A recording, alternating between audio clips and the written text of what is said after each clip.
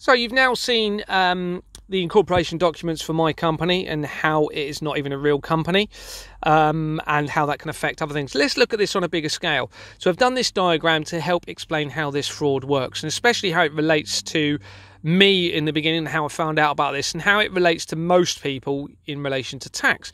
So you imagine this is the incorporation of a company here. Okay, they're registered with Companies House. They have to.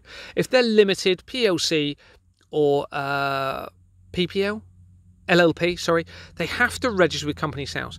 Now, quite often, if people that are involved or companies involved in this fraud, they'll use an empty address. And the notorious one is 780 to 790 Finchley Road. If you look at the Ham and High article on Finchley Road fraud, you'll see that. There's also a mention of Barbara Cahan, which is a name that's used. So they'll be using, throughout this fraudulent system, fake names that don't even exist, addresses that they don't even affiliate to their company.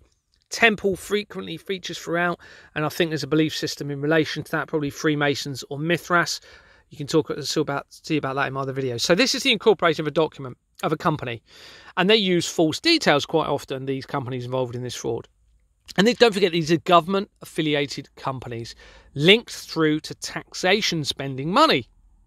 So then they create various other companies, and these arrows represent other companies, utilising the details of this first company that shouldn't even be trading on their incorporation. And then they create more and more and more and more.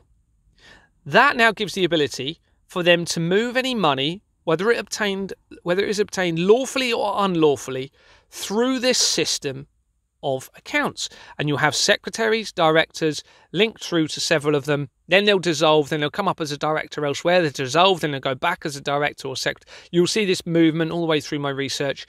But of course, if they've used these details of a company that doesn't exist lawfully, the whole lot is an unlawful system. And they then have the ability to defraud, exploit, move illegal money through the system. It's money laundering, and eventually it goes into offshore accounts. Now, I've obtained clear forged bank documents, which I'll show some in a minute. Clearly forged. Now, this is how complacent they've become, because they've been doing it so long that those false documents are so badly produced, it is so obvious, and they've allowed them to fall into my hands. They were at the bottom of a box file, but we've still got them. And the police have provided an immunity. Once it was reported to the police, they've confirmed that there's immunity for the banks to produce those documents, an immunity from prosecution. The Home Office has then refused to intervene, which means the government itself is allowing this whole system of fraud in relation to tax. And it's a crime, remember. Now, let's look at how it relates to me personally. So, this box is me here. Okay, let's get rid of that hair. Dog hair. I am a victim. I'm a shareholder for a block of flats in a freehold company. So I'm a shareholder for this company here. And our company relates to this block of flats where I lived. Now, I was paying for years to pay into the service of this building, thinking this was a legitimate real company, being led to believe it was. I was led to believe that everyone else who's a shareholder and a leaseholder was paying into the company. Right, now, the money was actually going to pay. It was going through the management company, who was then employing the services of trades to function the building. Okay, I presume this was all legitimate. I presume these people were paying towards it. They're benefiting from the building like I am. So you think they would obviously pay for it. They certainly didn't tell me otherwise. Otherwise, if I'm the only person left paying, you can imagine me paying for a whole block of flats myself. Doesn't work.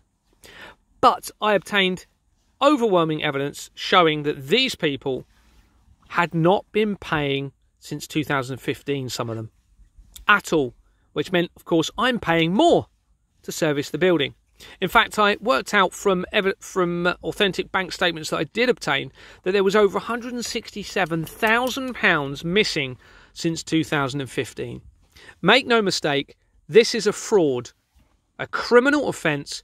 These people are committing a crime by omitting their payments knowingly, meaning I would be at a loss by paying more.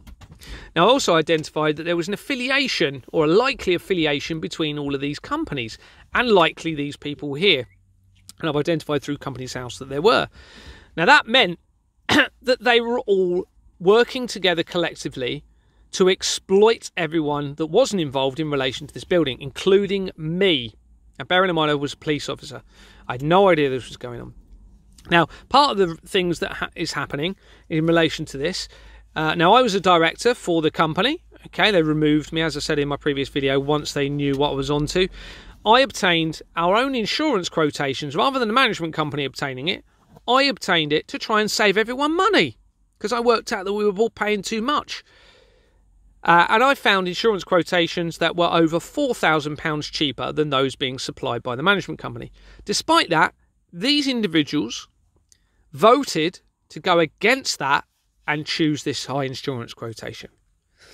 Now, that will be the same with maintenance companies and management companies' fees. I identified we were being overcharged for everything, and this is all part of this fraudulent system. So they're all committing a crime because they're creating a victim in me and others by paying more. We're at a loss, and we'll look at the legislation later. So I've been a victim.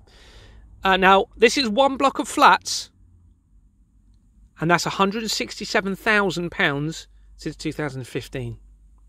You're talking millions, if not billions, over the last few decades of fraud through these victims, leaseholders and shareholders that don't know about this, being exploited and defrauded. It is massive. And you'll find through all my research, whether it's weapons companies, pharmaceutical companies, MPs, affiliated companies, very closely you will find real estate associated companies linked to them, whether it be management companies, maintenance companies, freehold companies, insurance companies, or others.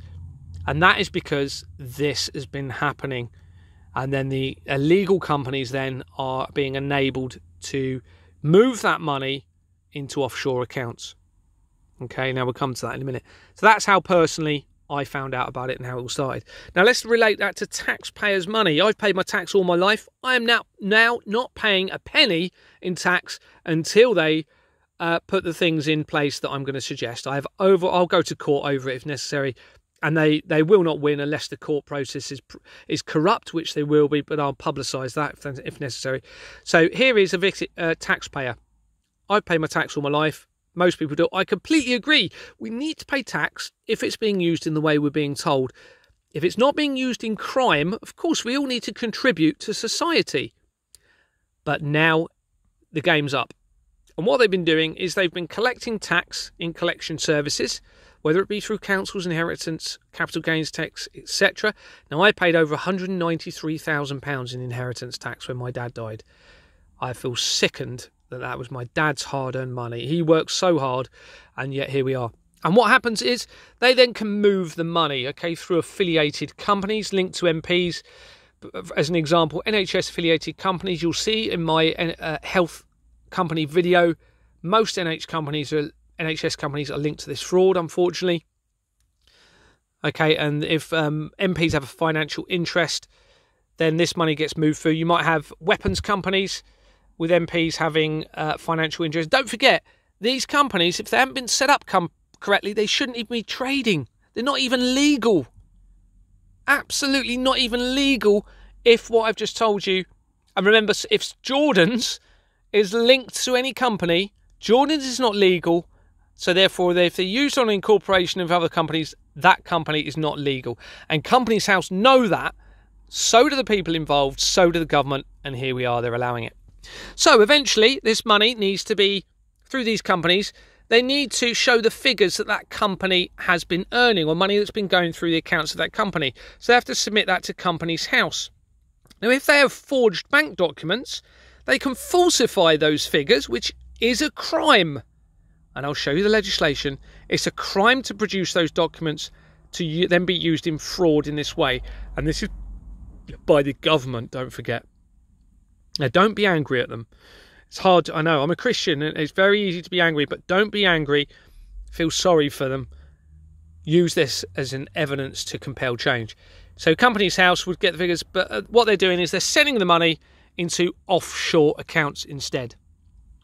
And that means the whole thing is a crime. You've got crime with the documents, crime with the falsification of registration with the company's house, crime with not ensuring if they're deliberately not making sure the registers are correct, crime with people submitting false details, crime by company's house allowing false details, crime in the use of taxation system used in crime, causing a loss to taxpayers, because of course we shouldn't need to be paying so much as we are. If this is the case, and which it is, it's going into offshore accounts, we should be paying much less, and this is a crime as well by these criminals here.